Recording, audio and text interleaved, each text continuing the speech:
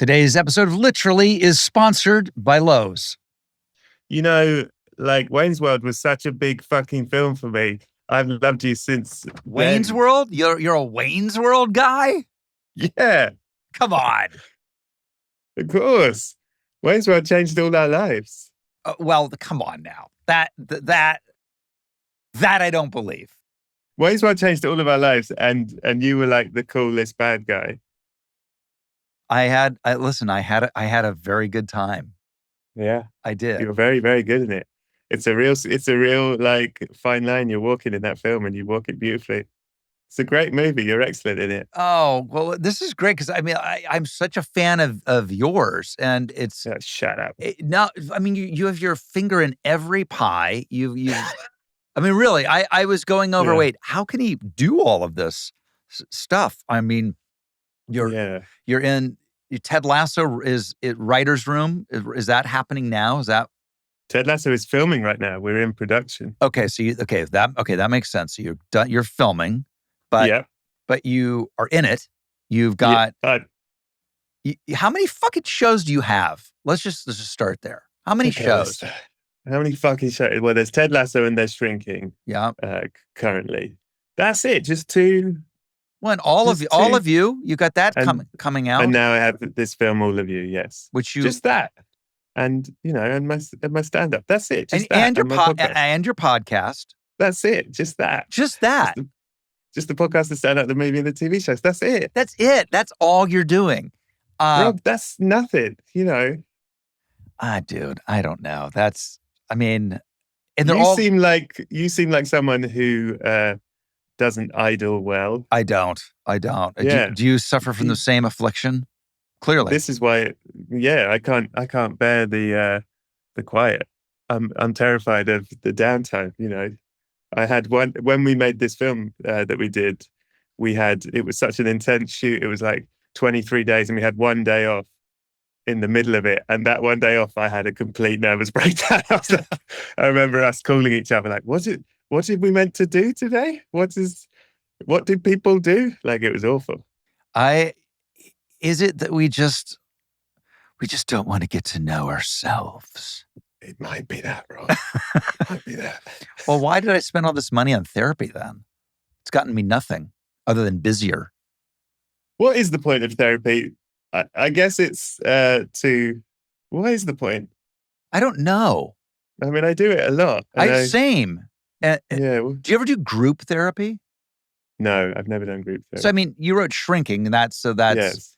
Is he he's not Jungian, he's not Freudian, right? It's kind of... No, it's behavioral, what's it called? CBT. Right. And talk therapy, yeah. Right. But he uses a bit of, the Harrison Ford character uses a bit of everything because he's, very wise. But how long have you been doing therapy? I've been doing therapy since I got sober. So that I got sober 35 years ago. So you're cured. You're cured. You've probably completed therapy by then. You would think. I mean, it's like, I get why I totally get why, as an alcoholic or addict, you're never cured. They always say, for every day that you're in recovery, your disease is in the hallway doing push-ups. Do you still honestly, 35 years sober, do you feel that? Do you feel the addiction in the corridor? I've, like anything, it's like the note behind the note. Like, that's the studio note, which is not true. It's not useful. Yeah. But the note behind the note is true, which is, if I were to go and have a drink, which I have no compunction, it's not breathing down my nothing, I know that within a very short period of time, I would be at it harder than I ever was. Yeah. Is that partly because you'd be like, well, I've ruined it now, so I may as well ruin everything, burn the whole thing down? Yeah. That's also part of it. Yeah. Yeah. 100%. I mean, yeah. But then when we're talking, then you go to the therapy piece. Yeah. And you go, why? I feel, because I had a stepfather who was a Jungian analyst. Okay. And so the patients. That's all dreams, right? That's a lot of dreams. Dreams and the shadow and the unconscious and all that. Yeah. Yeah. Okay. Which is even more sort of impractical. Impractical. It's even more impractical. I noticed even more. And I'm saying this as an advocate of therapy. In fact, we have sponsors on the show where you can go online and get some help. And now you have AI. Yes. I mean, which I'm not sure about. I'm not sure either. It's like, here's where I'm torn. There are people in parts of the world who have no access, zero, to anything remotely close to therapy. And for them, it could be and should be a game changer. On the other side of it, it's like, who's running the ship?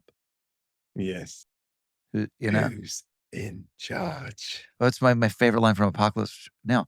Who's in charge here? And it goes, ain't you? I feel that scene so much.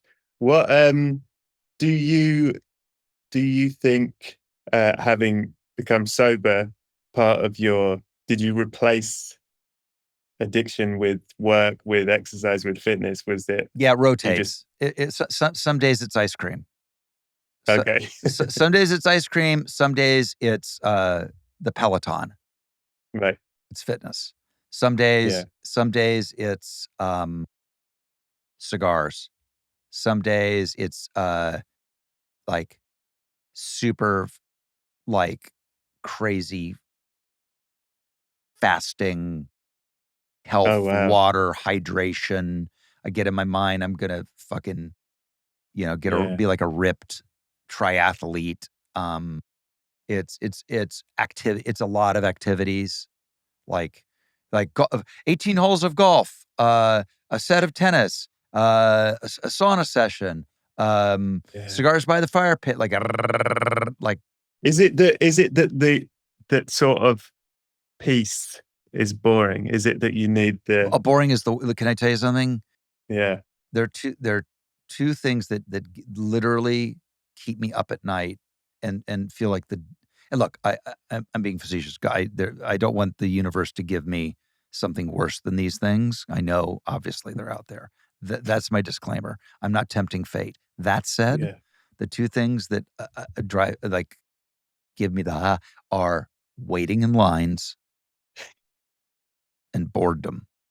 Yeah, boredom is the worst. I will do anything to avoid both those things. Yeah. This is why a dinner party is my biggest fear. Because but you live in the dinner party capital. You're a Brit. You guys crush the dinner party. I mean, you think know. You're scared of dinner parties in your country? You should come over here. Because we've never put a premium, and I'm not one of those people that, as you would say, slags off Thank you. Yes. America. But we don't do, it's not in the culture. Like, it's really valued over there. I mean, when I've come to live there, I've done a bunch of work there, and I've spent years living in the UK in different places. Like, it's a valued thing. Like, to sit next to someone at a dinner party and be a good guest, that's not the right word. There's an actual word for it. Companion, isn't it either? But like, that's a thing there. We don't have that here. I didn't know that. Well, either way, I avoid it like the plague in either place. So you're not, you. The fear of being trapped at a table it might be great, but if you're with the wrong people and you're with boring people and it's like, how long is this? And you're sat, you can't move. I don't mind like a cocktail party or something we can move. There's always I need to know where the exit is. Dinner party, I'm like, fuck, we're in this for the long haul. Yeah. I mean, do you ever go in and rearrange the place settings? I've done that at a wedding once. I saw the table and I was like, absolutely not. Like, this is not, like, not on my watch. Yeah. Yeah. It's like, why are you punishing me? What did I do to you? No, I thought we were friends. Tell me why your media profiles say you're a swimmer. You're a swimmer? Oh, I mean, it's half a joke with my podcast intro. I will list a different job every day at the end of all the other jobs. But I do also swim. I'm also a swimmer. Sure, why not? Okay. Good. I knew there must have been some kind of, there was more to it than that. And you're obviously a huge Muppet fan, Sesame Street guy. Yes. You done Sesame Street? How about this? I remember, you have childhood memories that you go, Yeah. I wonder how, I think one of my earliest childhood memories is we used to get a pamphlet that the teacher would read in class. And I remember her reading in class about a new show that was coming out next week called Sesame Street. Oh, wow. You were there at the beginning. I remember it. Oh my God. And of course, I watched it from the very, very, very beginning. Wow. And then years later, I visited the set of the Muppet movie. The OG, Wow, Rainbow the OG, Rainbow Connection. The magic store. Oh my God. Because I was friendly with a guy who was one of the Muppets. His name was Richard Hunt, and he did Scooter, and he did, I think, Beaker, I want to say. Yeah. But I got to see Frank Oz work and Jim. And then I went to the Tonight Show when Kermit hosted. Wow. Kermit hosted the Tonight Show. He did a monologue. How did he do? He killed it. That frog killed it. Yeah. He's good. Kermit's good. At the end of the day, he's good. At the end of the day, dude, Kermit's good. I mean, if you want to make a grown man cry, I think Rainbow. And I do. Kermit singing Rainbow Connection is kind of it, don't you think? I think it's going to kill you every time, yeah. I was represented for years by a very, very well-known, larger-than-life manager who managed Jim Henson, among Lorne Michaels and all the SNL people, and named Bernie Brillstein. Also produced The Sopranos. He was a legend. And when he passed away, there was a big Lorne Michaels, who is arguably the greatest television producer, maybe producer of all time, produced The Service. And it was a big fight about who was going to eulogize who and who was going to talk in what level. And the people that were eulogizing were Gary Shandling, I think Jennifer Aniston, Lorne, and Kermit the Frog singing Rainbow Connection. At a funeral. And Jesus. and John Lovitz. And John was like, I want to go last. And Lorne said the greatest line, John, no one follows the frog. So true. Have you ever watched the Jim Henson Memorial Service? Oh, it's fucking unbelievable. Big Bird sings, and then when they all sing, if just one person believes in you, Jesus, forget it. Forget it. Have we started, by the way? Yeah, this is what it is. This is okay. Just check. We started. No, I mean, this is why I started doing the podcast, because I wanted a non-traditional, like, if we were at a dinner party, which we would both be hating, but be happy that you and I were sitting next to each other. Yeah, I'd be delighted. And then somebody happens to be eavesdropping. That's what this is. Okay. At this point, I'd go like, I think they're listening to it. I know. I think there are a lot of people who have downloaded this conversation. Right. We should. I'd get a bit self-conscious, like, we should really watch. This dinner party. We deliberately moved our table so that we could sit near each other now. Tell me about. So the Ted Lasso. Yes. There was. Now you've got me freaked out, and I'm going back to interview mode. See, do you see what? Oh no! What just happened? I'm so sorry. I was trying to keep it light. And now I'm back to tell me about your character. Now, no, I will never. I promise you, you'll never hear me. How about that? I was just talking to somebody else about how the fucking, when you're doing press and like so you play a real wing dinger in that. Tell me about your character. I'm like, fucking what? That's you. Yeah. You have me. I'm here. Yeah. And that's what you want me to talk to you about? The wing dinger. Yeah. Like, what the fuck? It's very thrilling. I'm doing the press right now for our film, and it is genuinely thrilling when someone asks you something interesting, or like where you go, "Oh wow, you've really thought about this. Wow, that's cool." Yeah. Rather than tell us what it's about, and you go, "Yeah, yeah."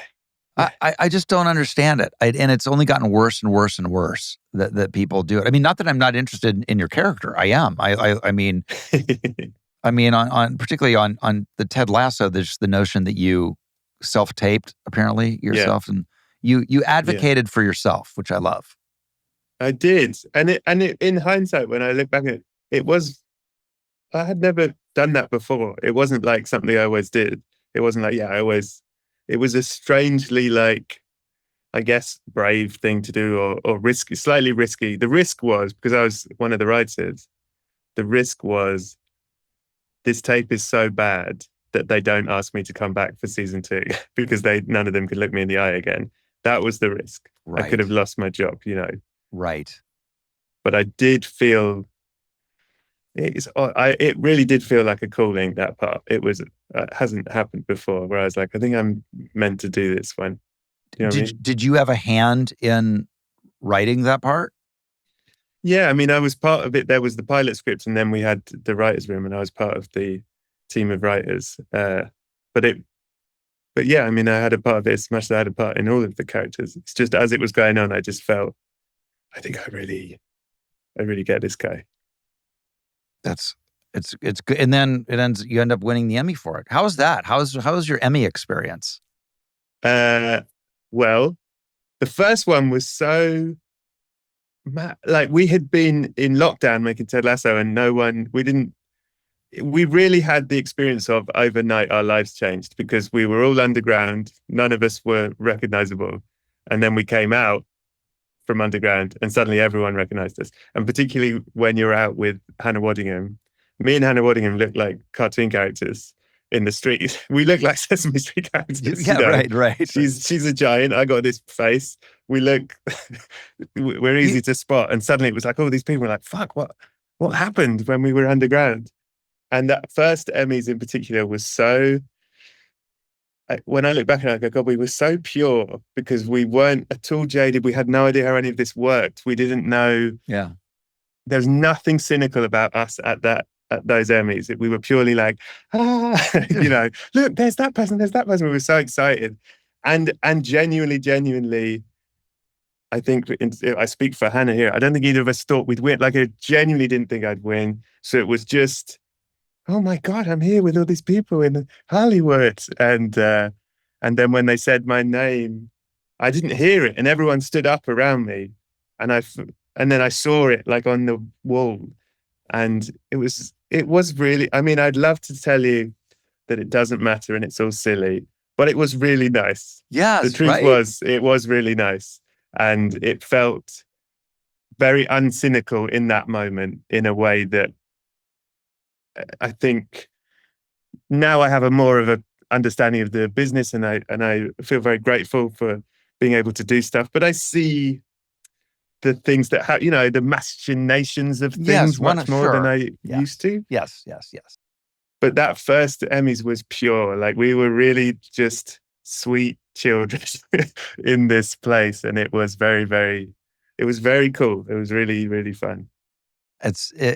I remember watching that and being so happy that you guys were being rewarded. That show, I mean, it's that thing of, I think with all good movies or TVs, things that break out on the level with which that Ted Lasso did, it requires the right timing. And yeah.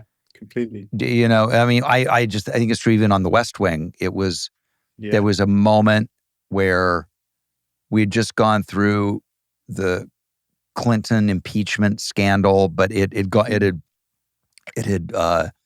was over. And if West Wing had come out during that, I think it would have been it would have been confusing on some emotional level. So you just had to. Mhm. It's just half of it is timing, and you guys hit it. You crushed it. Yeah, but you can't. I always think the kind of lesson from Ted Lasso and its success, which I don't think anyone can take, execs can't take it, and studios can't understand it, is that Ted Lasso was genuinely a word of mouth hit. It wasn't. It was Apple TV had just started. It wasn't. My parents didn't even know how to get it. You know what I mean? So I was like, I don't think anyone's going to watch this show. I'm not sure how, if people are. And when it came out, I think it had a small following, and the reviews were good, but it was like small. And then it genuinely grew word of mouth, and became this thing that people championed and people loved. And you can't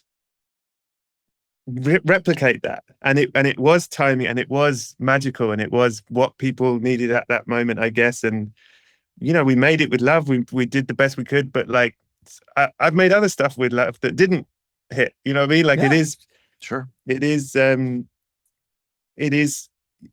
you can't, what's the word, game it. You can't go, okay, so then we need to make another show about a coach. No, that won't work. This worked because there wasn't that. It always needs to be something new, and then they always try and replicate the same thing.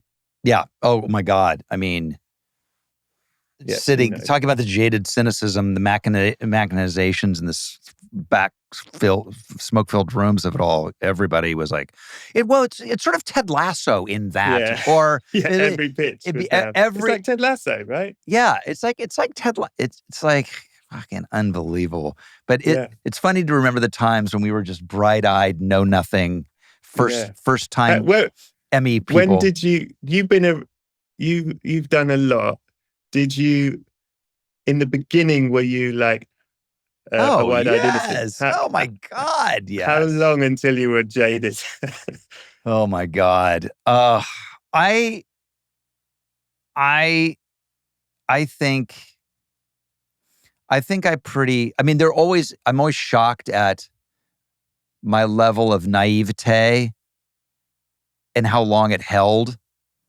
Mm-hmm. Right. But I think by the time I was in my early 20s, certainly. Right. Easily. Okay. I mean, yeah. I was like, oh, I see how this works. And it's fine. It's all good, but it's you definitely the freshness of it is like, like what?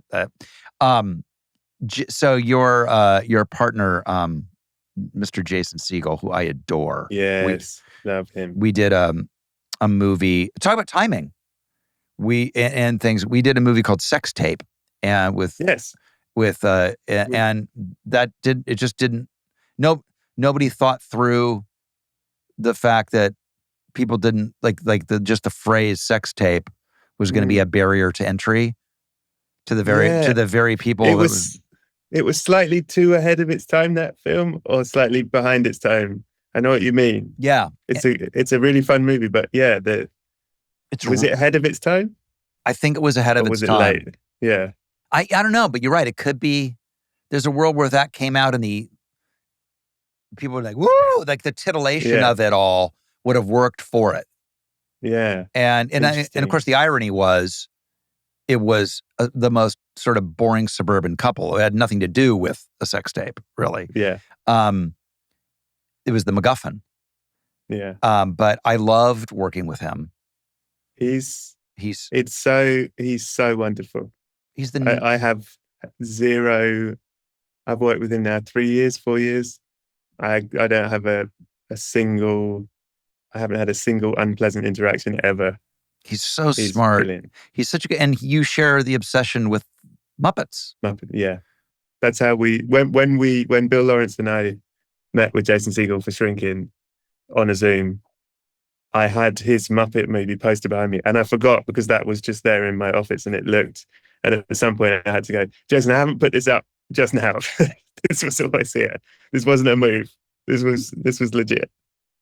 I love this story he told me. I'm sure you know it. Where I forget. Oh, it was coming after How I Met Your Mother, and everybody was eager to figure out what he wanted to do. And he was like, "What would you like to?" He's like, "I'd like to do something with the Muppets." I just love that. I mean, that kind of tells you everything you need to know. I think so. And he sort of very seriously takes Kermit as like a performance mentor. Like as in he looks at Kermit and goes, what Kermit is doing is very hard to do. It's similar to what Tom Hanks does. It's that he's essentially a likable, decent guy who is holding the center. And I think he got that from Kermit. That's what he does. And of course, you have the legend, the man with the legend.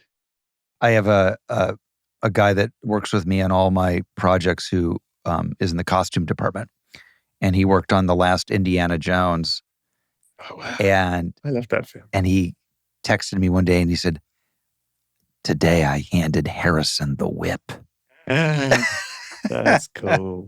That's cool. You can't be jaded when stuff like that happens. I wouldn't. See, that's the thing about being jaded. I would not be jaded with that at all. I mean, I'm not jaded. I mean, you work with him all the time, but like whenever I've had any interaction with him, I'm like, dude, this is Harrison Ford. Yeah, it doesn't go away. It doesn't go away. It doesn't go away. Again, 4 years in with him, he's such a good actor, and he's so funny in the show, and he's so vulnerable. And I really think at first I was always amazed that he wanted to do it, but the longer we've gone, I'm like, yeah, he gets to be funny in a way he hasn't. He's very funny, and he hasn't got to show that off enough. And he also gets to be vulnerable in a way we haven't seen. And what is lovely about him is he will always, pretty much every scene, once it's complete, he will come over to the monitors, to the writers, and say, "Thank you for the writing. It's so brilliant." You know, he's so generous in that way. And despite all of that, and despite him being funny and casual with me, I am the entire time going, fucking hell. It's Harrison Ford. You must have some moments that you remember where you go, you're reminded. Like, honestly, every moment. I'm never fully like, hey, it's just a guy. We're just two guys. We're just two guys at work. I'm always like, it's me and Harrison Ford, you know, from Harrison Ford. It's Harrison Ford from Harrison Ford. Yeah. He's really amazing. Do you still love doing your podcast? That's a good question. I do. I don't like the admin of it, and the relentlessness of it because I'm busy. You're a busy man. Busy man. I've got all these dinner parties. How about have you run out of movies to be buried with though? I mean, like, there's that? Well, it's not mine. It's always the guests. The thing that I love about it, and I'm sure you feel the same, and because I was tempted. There was a time where I was going to stop doing it, but I was like, there is no other. Sadly, there's no other way in our current life that you can have a conversation with someone for an hour, face to face, and you can get deep, and you can be. This is what I'm saying. Like it is actually a privilege to do the thing. That's what I'm saying. I mean, and like I said, I love when guests on Literally go, have we started yet? When are we going to do it? Because there's no. I mean, I guess when I was a kid, there was like Dick Cavett, and I'm sure there were more long form clips, right? Or even in print, there was always like the Playboy interview was really long, and I actually did read the interviews in Playboy sometimes. Yeah, me too.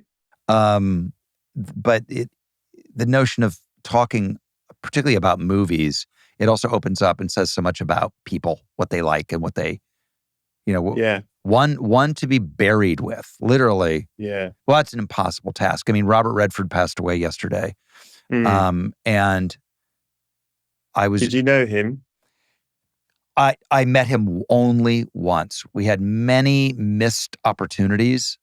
And finally, we were both at the Golden... Talk about being jaded. It was the Golden Globes. And, if you get lucky enough, you end up there a bunch of times over your life. And you start going, I'm thinking about what kind of hamburger I'm going to get on the way home, right? Yeah. Particularly after you lose, which I do. I'm very good at losing Golden Globes. That's nice. And Emmys. That's cool. I'm very... I know how to lose with dignity and grace. That's a fucking skill. It is, man. It's not nothing. And anyway, he was there, and he was on the middle of a press line, and I just I waited till he was done. I put my hand on his shoulder, and I introduced myself. I'm not quite sure he even knew who I was necessarily, and I just was, and I did it because I knew that yesterday would come.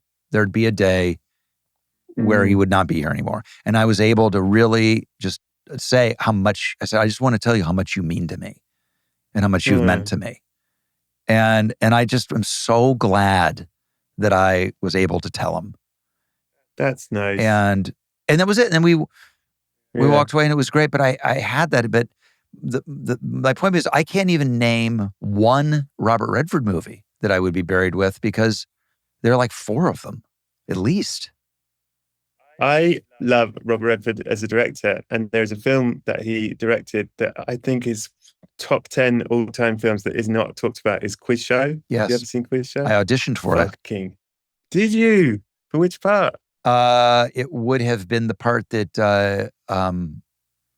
I don't remember it well, but what I do remember, it was one of the first times that you had to go on tape.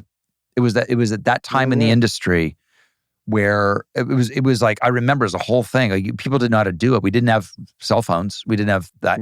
You had to have a big video camera and do, like, it was a real thing. Like, and Redford really only wanted to didn't want to meet people. Wow. Wow. But that's a great show. That's a great, Paul Attanasio wrote it, if I'm not mistaken. Is that right? Yeah. It's an amazing film. And it's really, I don't know why it isn't talked about more, because it's about everything we're dealing with now as well. Like, it's such a kind of profound film, because it's about this quiz show that was rigged, and it had fooled America, and it was like devastating, and it ruined this family, ruined everyone's life. And then at the end, one of the TV guys is like, who cares? It's just TV. Like, why does any of this matter? And it's so like, yeah, I guess. I don't know. It's so like, because we care. That's why it matters, because we buy into a thing. Otherwise, what are we doing? It's so Redford. If we don't believe. It's so Redford. I mean, when you think about that theme, it's the last line of The Candidate. Now what? Do you know what I mean? Yeah. Like, you want to talk about cynicism and being jaded. All Condor. Yeah. So many of them deal through All the President's Men. Yeah. Like, cynicism is just a huge theme in almost all his work. And then of course he has his other lane, which is just supernova movie star, like the Sting, for example, which I saw again recently, is maybe the best script ever written. I mean, the plotting is insane.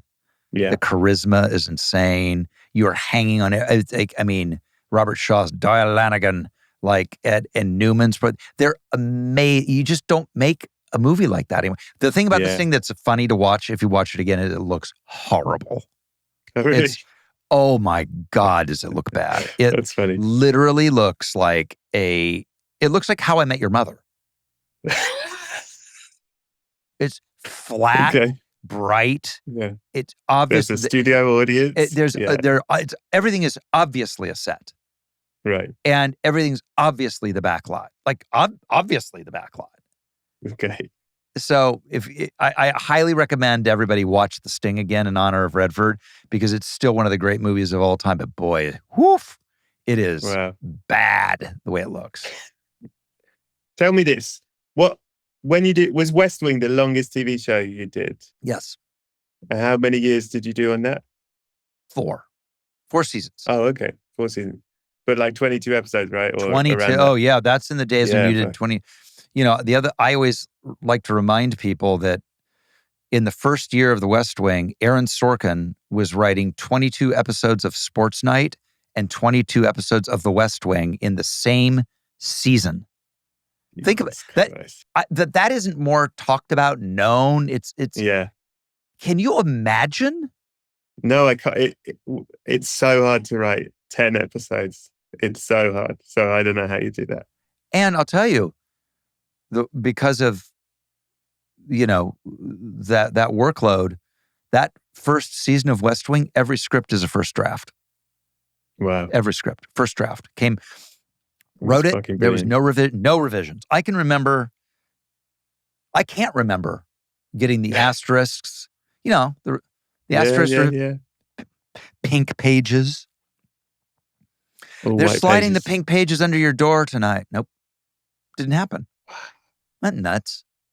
That is nuts. Did you in the 4 years of doing that, it's an amazing show. You're brilliant in it. You had a brilliant part. Did you, I don't know, were there moments where you were like, oh, I'm bored of this? Never. Did you want to leave? Never. Was it the best time of your life? Where were you in it? It was, the work of it was the best time of my life. Wow. The fulfillment. But by the way, and that was hard. I mean, Yeah, you'll appreciate this as just on a sheer production level. So we have the White House set. It's on a soundstage. 80% of our show takes place on the set of the White House on a soundstage at Warner Brothers. We would start every Monday, as everybody does, at 6:30 in the morning, right? Mm-hmm. By the time Friday rolled around, we're not doing company moves. We're not doing night shoots. Yeah. We're on the set. Our call times were routinely 3:00 in the afternoon by the time Friday rolled around. That first year on the West Wing, when I would come to work on Friday, I always saw the sun rise on Saturday morning, every single time. Wow. So it was, that's just people sitting around talking. That's how arduous. But it was, the material, it's like Harrison coming over to you and saying thank you for the material that I was so grateful for the material. It must be nice. It's fucking good. Oh, it's nice to do stuff is fucking good, isn't it? It really is. It's great. And it's the best. And it's just such a, it's a gift, and it's so much so that I find it very hard to ever rewatch, or if clips come up on social media or whatever, it's very hard for me to watch it because the longing for that type of an experience, which you knew as you were doing it was a rarity, right? And it's super interesting. I get. Do you get it? I call it pre-nostalgia. I get that when, like with the film that I just made, it was so nice making it. It was so magical, and it was short. It was 23 days, and in the middle of it, I was already depressed that it was going to end. You know what I mean? We still had 13 days to go, but I was sad. I was like, oh, you know what I mean? I was missing it as it was happening. And that's all of you. Yeah. Do you have that feeling? I do have it on particularly on movies, because it's finite. It's going to end. It's really hard. If I've also had the other side of it, where you've been on a long running show, and because I came back for the last West Wing episode. I did 4 seasons, but I think the show ran 7, and I came back to the last day. And that was really hard when they're wrapping out. And that's a series wrap on Richard Schiff. Yeah. And you're like, holy fuck. Yeah. And some people you're never going to see again. And you're never going to see that character again. Yeah. And that's sad. And then there are characters you're like, I'm glad I don't have to play that anymore. Yeah. This wing dinger. Yeah, that's your character's a real wing dinger. It's a real stem winder. Tell me about how did you come up with it? Do you ever feel guilty if somebody says, tell me about your character, and you feel like you need to tell them a story about how you went and studied with Buddhist monks for 3 months before you did it, or that you had to lose 700 pounds? Do you ever feel guilty that you're not really an actor because you don't have that? Because you just said your lines, yeah. Yeah, you just turned up and said your lines. You just turned up and said the lines. I like when, particularly in the early parts of my career, when you're just so grateful for any job you have, that when you do like a premiere, they ask you like, what drew you to this part? And you go, what, like, sorry, what do you mean? Oh, like I was choosing between 300. They offered me a job is what happened. And I desperately, gratefully said yes. What drew me to the part was the offer, please. Yes, whatever. You were very brave. It was a very brave choice. Yeah. Yep. Yes, it was. Yeah. Because I could have done Batman, but no, I thought I'll do this. Tell me about all of you's 23-day schedule. How was that for you to just... by the way, I got to tell you, I think that there's a huge genre of picture. I love calling it picture. It makes me sound like I've been in the business forever. Really like that. Don't you like that? Yeah, we've got to bring back picture. Talk to me about this picture. Talk about... And then there's certain things we need to get out of the lexicon too. Roles. Content. We don't want to say, I'm not sure if I matched that shot. Go ask Scripty. Do you have that there? It's got to go. It's got to go. Absolutely not. You know what else has to go? Hey, they have hot pizza over at Crafty. The ease. You don't like the ease. I get it. You don't want to infantilize. I don't want to infantilize people with real jobs. Hardworking people. Yeah, no, I'm actually dead serious about it. How about this one? How about this one? You go up to Canada and they hit you with this. You've got about, you're going to have about 20 minutes if you want to go back to the circus. The circus? Do I look like a fucking clown? No, that's the base camp. Okay. God forbid you call it base camp. The circus. God forbid we respect these people. You okay in Scripty? You okay, Scripty? Why don't we go to Crafty and then we'll all go to the circus? Want something from Crafty? And then we'll go watch some acts at the circus. Ugh. Come on. Gross. I literally vomit in my own mouth. But yes. But picture. You've got your new picture is all of you, and you shot it in 23 days. I think there are a lot of pictures that benefit from that kind of adrenaline, I think. Completely. And this film is mostly just the two of us. It's me and Imogen Boots. And it was 23 days, 25 locations. What? Okay, hang on. I'm throwing the flag on that. That's bananas. It was bananas. It was bananas. And it is, but it does make everything heightened in a good way, because you're like, we have to get there's no option. There's going to be no extra days. There's going to be no reshoots. It's like, we have to get it. And on this day, we have to be in a different location in 3 hours time. So get it. Like, it does focus you. And it also focuses the crew, everyone. I think when you're making something like this, because people are there because they love it. And that is different from when you're doing a big project, when some people are there because they love it. Some people are there because they just want to get paid and they're just doing their job and they can't wait to clock off. But when it's something like this, there's something very special about everyone leaning in together. You know what I mean? I think that comes out in the picture. In the picture. And I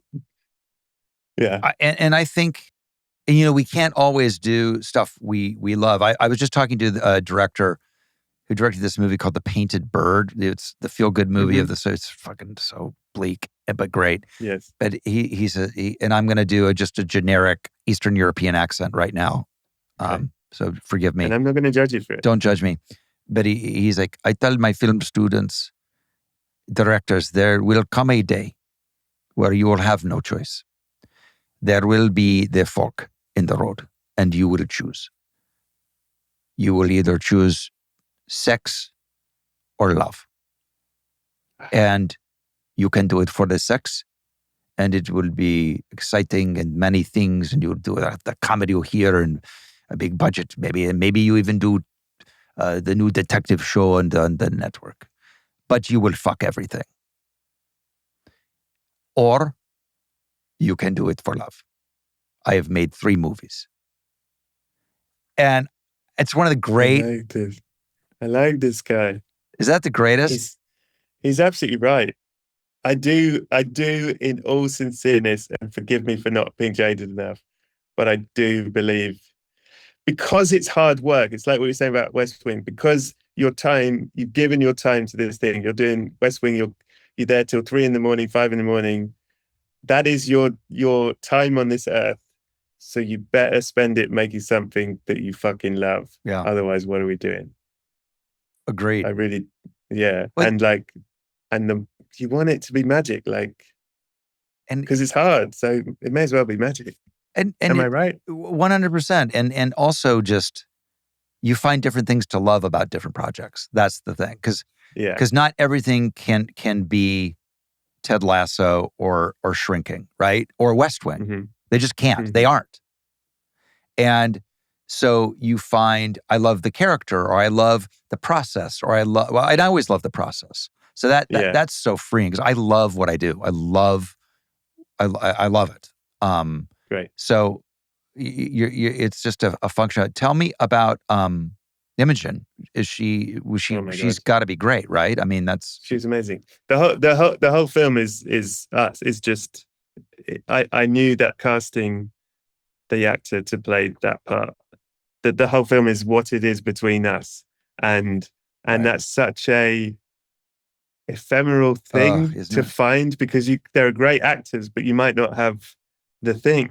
How did You you might not know? have the- I mean, I read somewhere that you guys had a Zoom and you felt an instant Yeah. connection, but like, so that presupposes Mhm. that you had other Zooms where you did not necessarily Yeah. feel that. And I'm not in any way asking you to name names, but No. but you do. But you meet with you must know, it's always like a gut thing. Like, I've met actors and people I really respect and admire and think they're brilliant, but we don't have a vibe. We don't have there's something where you go, okay, this isn't the right fit. And it isn't any shade on their talent or their acting ability or any of it. But with Imogen, I think it was partly the surprise of, she previous to this had done so many heavy films. She's such a good actor, but it's all fucking heavy stuff. She's always being drowned in a river or being assaulted, like heavy stuff. And someone had Stuff to fall in love with, basically, is what you're talking about. Yeah. She was doing it for love. She was doing it for love. Yeah. And my agent was like, you should meet with Imogen. And I was like, really? And she came on the Zoom, and within 5 minutes we were crying, laughing. And I was like, oh, she's so funny. I had no idea she'd be funny.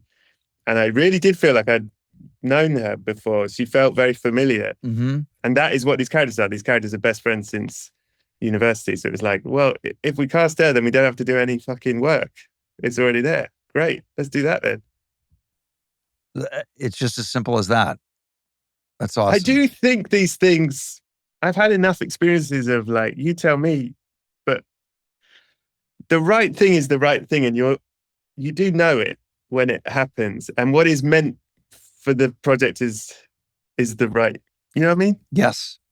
Am I being too No, woo-woo? no, you're not being woo at all. And you know, it's that old thing that we don't trust. When we don't trust our gut, we get in trouble. Yeah. You know, and it's yeah. And it whispers. Sometimes it yells, but other times it whispers. That's the thing. It's like the quiet. Like you're like, it's the little ones that are they're hard to sometimes to hear. But yeah, it's all instinct. In the end, that's all we have. Yeah. And I've had the experience of reading of very, very, very occasionally, I've been lucky enough to be like offered a part in something, and it's a great project and the people are great and all of that. And I read the character and I go, I don't feel anything for this, even though it's good. And even though business-wise, this would be a great thing for me to do. And my agent gets really angry with me and goes like, this is huge, this is a thing. And I go like, but I don't think I'd do this well. I don't think this is meant for me. I think there's someone will do this much better than me, because I don't get it. I don't feel it. You know what I mean? Yeah. Oh, 100%. Yeah. It's a long way from, well, I did it because they asked me to do it. Yeah, it is. I'm very, very lucky, and I'm not jaded. I'm very, very, very lucky. No, you're too busy. You're too busy. I mean, it's too, I am so glad that you came on and we got to meet. I've been watching you from afar and wondering. I've been watching you from afar for years and years and years and years. I'm a big fan. I'm very grateful to meet you. Thank you. I hope you enjoyed this episode of Literally, sponsored by Lowe's.